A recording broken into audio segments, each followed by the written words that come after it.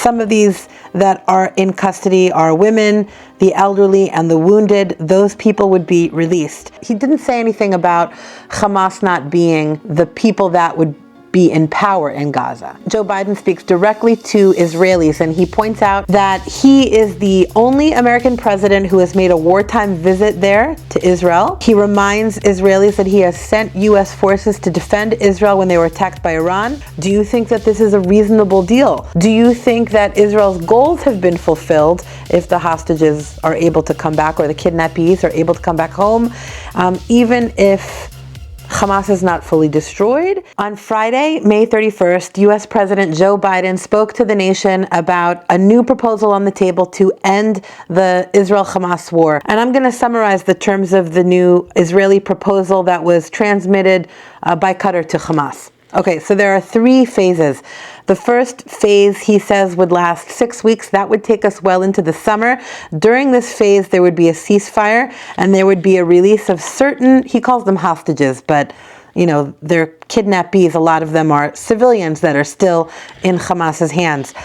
Some of these that are in custody are women, the elderly, and the wounded. Those people would be released in exchange for hundreds of Palestinian prisoners. Now remember, there are about 125, we believe, living kidnappees in Hamas's hands. So this is not all of the 125. This is a portion of them. Again, in exchange for hundreds of Palestinian prisoners, and in exchange for the remains of some of those who have been kidnapped. Palestinian civilians would return to their homes in Gaza, and there would be a surge of humanitarian assistance and temporary shelters in Gaza. Then would come phase 2. Now, President Biden said that there would be negotiations during phase 2, but he didn't publicly specify exactly what would go into those negotiations. He says during this time, the remaining kidnappees would all be released. And then during phase 3, there would be a major reconstruction plan for Gaza, and all of the remains of those who were kidnapped would be returned. Biden says that Hamas forces have been devastated, and he characterizes this Israeli goal as a righteous one. One thing I have to say, though, there's a lot of focus on Gaza, as right there should be, but it's also important to remember that Israel also suffered a loss. Israel was the one that was attacked on October 7th, and then also attacked from the north in Lebanon. He does acknowledge this, but there are a lot of people that have been completely devastated as an effect of this war and have been displaced from their homes on Israel as well. Then Biden has some bold words that he uses in his speech. He says, some people in Israel, particularly in the Israeli government, want to continue war indefinitely. He says, quote, the hostages are not a priority to them, which I found to be a big deal that he said this. It's one thing for the Israeli people to say this, and they do say this weekly in the streets as they protest in Tel Aviv every week against the government and in favor of getting the hostages back. There are thousands of people weekly that say that the government doesn't want the hostages to come back and that they're not a priority. But for an ally of Israel to say this was, I guess it was interesting that he was boldly saying this out loud. I'd love to know what you think. Then Joe Biden speaks directly to Israelis, and he points out that he is the only American president who has made a wartime visit there to Israel. He reminds Israelis that he has sent U.S. forces to defend Israel when they were attacked by Iran. And he wants Israelis to not lose out on this moment, because he makes the point that, quote, indefinite war will drain Israel's economic, military, and human resources and will isolate Israel from the rest of the world. He also says that a decision to not go through with this plan would not bring the hostages home, or the kidnappees home.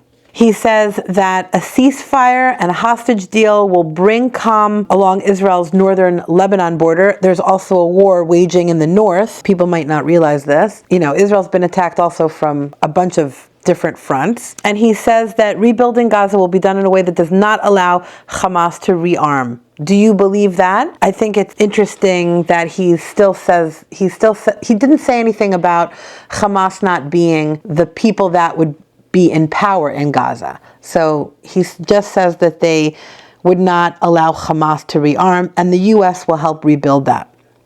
And he says, with this deal, Israel could participate in a potential normalization agreement with Saudi Arabia. This was the agreement that was about to happen just as Israel was attacked on October 7th by Hamas. And the goal, of course, of this deal, part of the Abraham Accords, was not only to normalize relations, but also to have Israel be part of a, quote, regional security network against Iran. I'm going to sidebar here and explain that in the Middle East, it's not all of the Arab countries against Israel.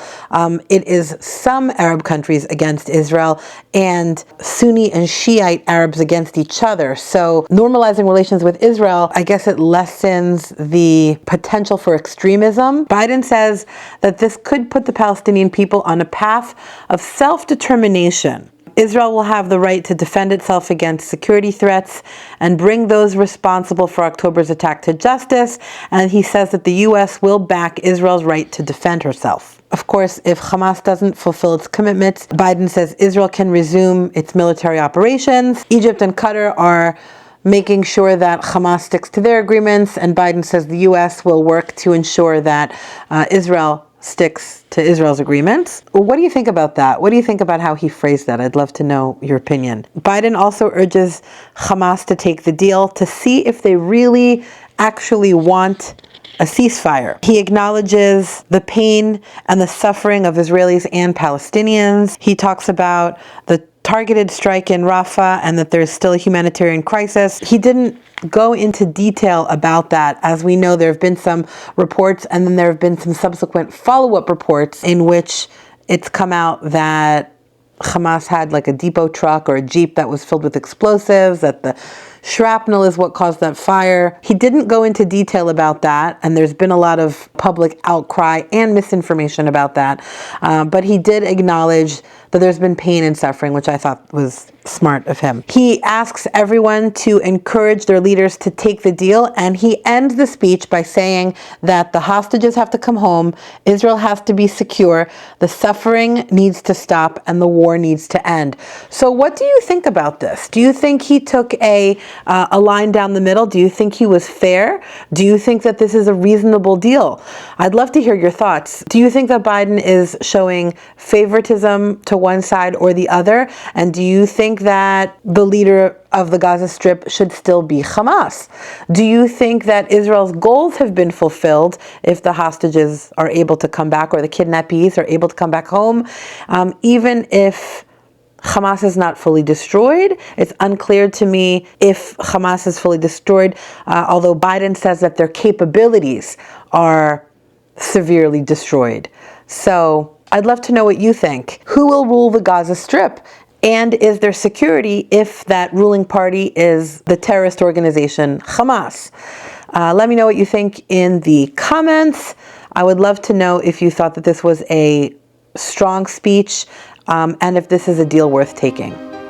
Hey everybody, one thing that I've noticed with the people who watch this channel is that a majority of you are not subscribed. So if you are getting value from this content, please do me a favor and subscribe to the channel, like it, engage with it. When you do that, it tells YouTube that it's worthwhile to push it out to other people, and then we'll get more eyes on this channel. So do me a favor, hit the subscribe button, because I would love to see you here again. Thanks so much. Bye.